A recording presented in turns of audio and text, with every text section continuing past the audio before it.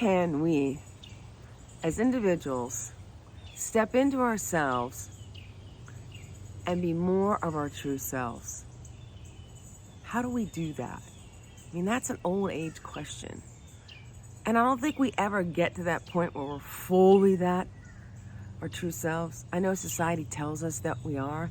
I think that's a big mistake, because nobody ever reaches that level of perfection, because we're here to evolve. And if you believe that, if you believe that we're here to evolve and grow and learn, you're never at perfection, because you're always evolving. You're always evolving to that next perfect step. But you're never really getting to that perfection. You're just becoming better and better and better and better. Why do we have to strive for perfection? Why? Why do we do that to ourselves? It's so limiting. Because what we're often doing is looking at what others perceive as perfection and not seeking self-betterment from our perspective, right? So, my name is Nina Zapala, and if you haven't been to my channel before, I talk about spiritual personality typing. It's a roadmap to your true self, right? And as I use the term roadmap for a reason, because you're always on the road in life. There's always a different road in life. There's always a road, a never-ending road, right? And the map is your way of doing it. It's the map for you, specifically designed for you. That's why I've taken spiritual personality typing and used, as I said in another video, sifted through the I can't say the word now, patriarchal view of Myers-Briggs, and I've sifted all through that, and I've brought it down to its purest essence, just the foundational aspects, which Myers-Briggs intended, right? Carl Jung intended. And I'm using these purest bits of personality typing, Myers-Briggs typology. And then I apply spirituality to it. And when I say spirituality, I'm talking about you connecting to that divine intelligence within you. Some call it the Holy Spirit. Some say soul. I use soul a lot too. Some say your heart center. But it's your specific feelings within you that bring you to you. That's a little confusing, but it's your feelings within you that bring you to you. Your feelings can be good, can be not so good, right? So you have to listen to what divine intelligence is trying to tell you. It's always speaking to you. So if you're feeling yucky about yourself, you're not aligned with the divine intelligence. And it's letting you know that, because you're feeling depressed, you're feeling anxious, you're feeling stressed, you're feeling overwhelmed. Because when you sit in divine intelligence, you will sit in peace. You will sit in more joy. You will sit in more of a confidence about yourself, because you're coming from the true self. And here's the caveat for all of this. I totally believe that you choose your personality type to help your soul evolve here on earth. So let me break that down for you. So I believe your soul needs the exact specific traits of your type to further explore itself here on planet Earth. Now, your soul doesn't just use that, obviously, and that's why I always say you're not your personality type. But what I do fully believe in, is your soul does use your personality traits for its specific mission here on earth. You know, extrovert, extrovert, we're all different. And your soul's different. Your soul is the blueprint. Your soul is exclusively you. Your soul is the only soul like it is on the planet and in the cosmos. Think of that. Think how beautiful that is. So you're the only person that has your soul. You're an individual creation of divine source.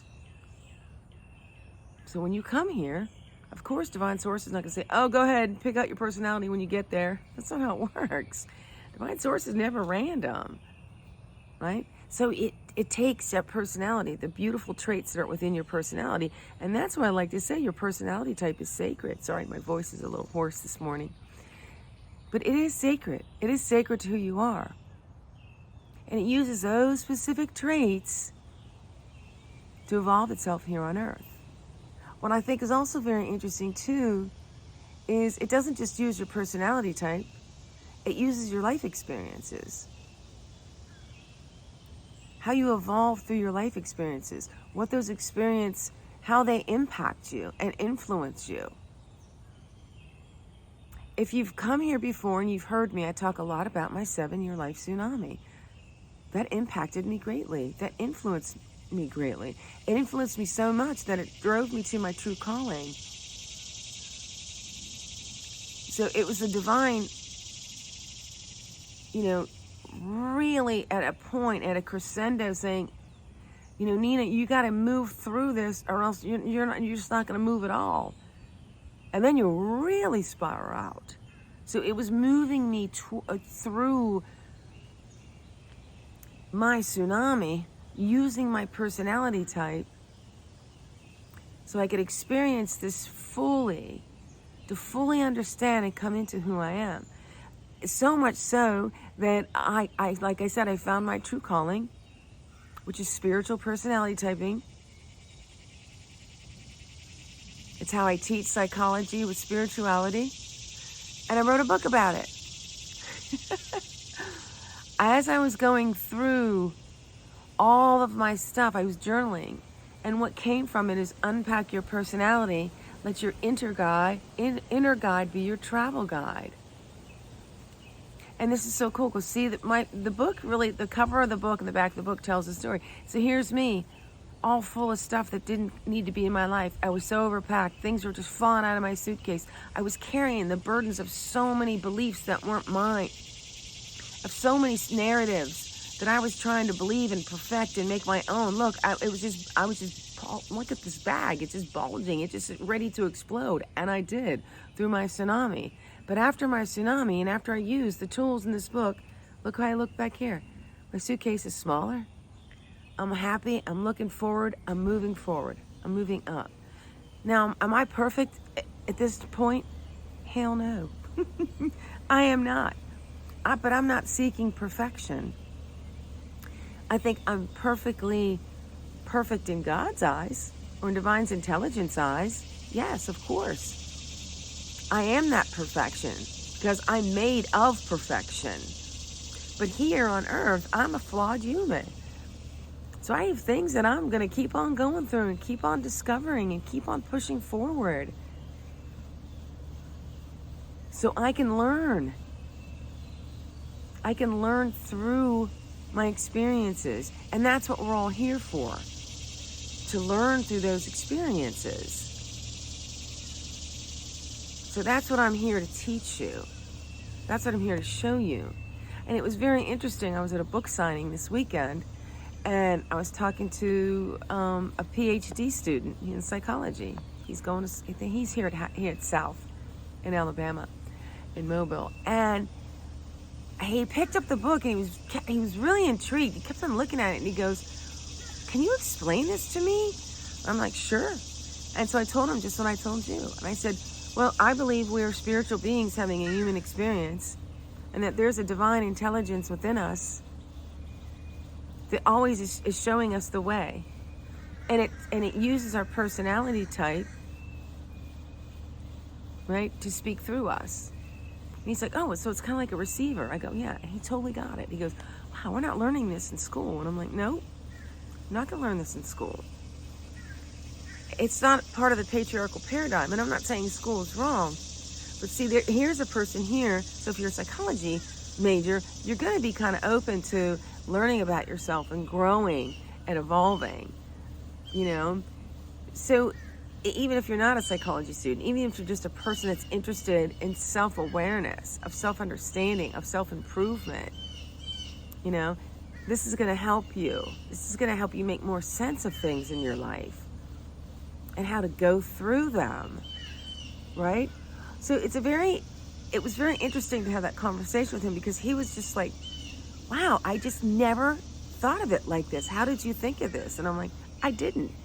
It was my divine inner self that led me to this. It led me to my calling. It led me to write this book. It leads you to all of it. Not in natural ways, in very supernatural ways. Like, who would think going through, you know, a horrific 7-year tsunami that was extremely challenging, my whole life, like, just broke away. It just broke away. I was breaking away from myself so I could become this self. And sometimes, if you're going through really hardships and so forth in life, this is what's happening. You're just breaking away from those old paradigms that don't serve you, right? Paradigms that you no longer need to go where you need to go in life. So you're going to break away from them. So if you're going through struggle, pat yourself on the back and celebrate that. Because you're going through things that you need to break free from. So you can be free to be who you are. You know, and I had this profound awakening just this week about, you know, part of this divine intelligence was showing me my gift, right? What I'm here for.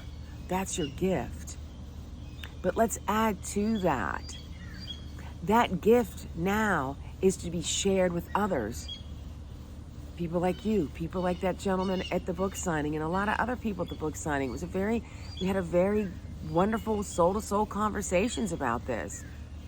But what's really cool about sharing your gift, you have to start thinking you are the gift. Now you've become the gift for others. They become gifts to you. So if you start thinking of this in a very loving, compassionate, just open ways of being in the world, it's very different. It's very different. And it's even different from just like a gift. Like, you think of a monetary gift. I'm not talking from an external standpoint.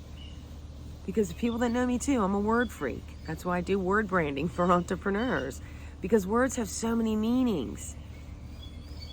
So I'm not thinking of gift as a external thing, like I give somebody something tangible. I'm talking about, I work closely with people to share my gifts for deeper understanding. And then I become the gift for them. Just like you have gifts to become and help others, so you can share your gifts and become the gift for another person. And maybe it's through struggle. Hopefully you won't have to go through 7 years like I did. But I'm stubborn, very stubborn. So I had to go through 7 years until I woke up. But I had to do a lot of healing work, you know? And I grew up in times where it was very dominantly male. We're kind of coming out of that now. And I'm not saying males are bad. Oh my God, because we both have male and female energies in us. I'm not saying that they're bad. I'm saying when you get an oppressive, dominant male energy that's controlling and it's their way or the highway, yeah, that's not a good energy. It's not a good energy when females do it either. It's just not good. You know, you don't want to come from that. That's why I'm telling you you have to kind of go into this divine energy, right? That's within all of us. It's in every single one of us. It's divine intelligence.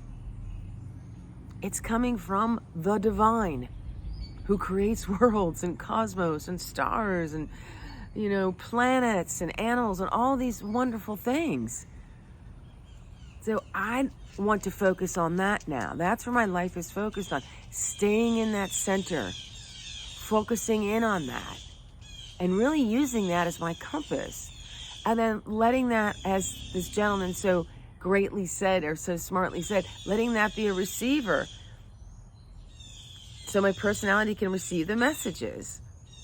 It's a beautiful way to put it. And that's why I love talking to other people, because you all will show me things about my teaching so I can explore it and make it more applicable to you. That's the gift. We're all gifting each other all the time. We're all gifting each other all the time. So it was a beautiful weekend. I wanted to share this message with you because I thought it was so important. I had such a beautiful realization this weekend at my book signing. It was just so enjoyable. It was so pleasurable. And it's just, I had women come up to me and I'm like, oh, wow, I'm going through so much. I'm going through this period of my life and I don't know. I'm retiring. I don't know what I'm doing. I'm in transition. Transition's huge. And I did another short on that, or I think I did another long video on that. I'll find it and link it into the notes below. But yeah, we have to really look at ourselves. And if you're interested in that, I hope you join, subscribe, share, do all the stuff you want to do on YouTube. But come back and join me. I think we're going to start exploring this at a deeper level and have fun with it. And I got this question too, and I want to finish with this. Why do you use travel? Why is travel so important to you? And I said, well, I was in the travel industry for all those years, right? So of course it's a natural extension. So, you always use what you know. And so I'm using travel, but travel is the perfect time because travel gets you out of the daily routine, right? It gets you, sorry, I can't see. This sun is getting really crazy. Sorry. It just gets you out of your daily routine. It moves you away from all the things that drag you down on a daily basis, all the stuff that's stuck in your head. You're ready to explore. You're ready to step into the unknown. So that's why I use travel, because travel is the perfect time for a self-discovery journey, because you're okay with it, right? You're okay to step in the unknown when you travel. So it makes it more, a more fertile environment for you to step into the unknown of yourself. So, on your unbucket list, which I'm going to start using too, your unbucket list, instead of looking for everything, look for the hidden places, and look for the hidden places within yourself. That's the key. That's the key to coming home more self-aware, having discovered something about yourself, starting to listen to that voice within. If that's the only thing you put on your travel intention idea for your trip, I talk a lot about that in the book, How to Travel Intentionally. That could be it, just listening to that voice, and that takes stillness. But why not wake up early one morning, watch the sunrise, and ask that voice to show itself. All for now. Have a great rest of the week. Nina Zapala.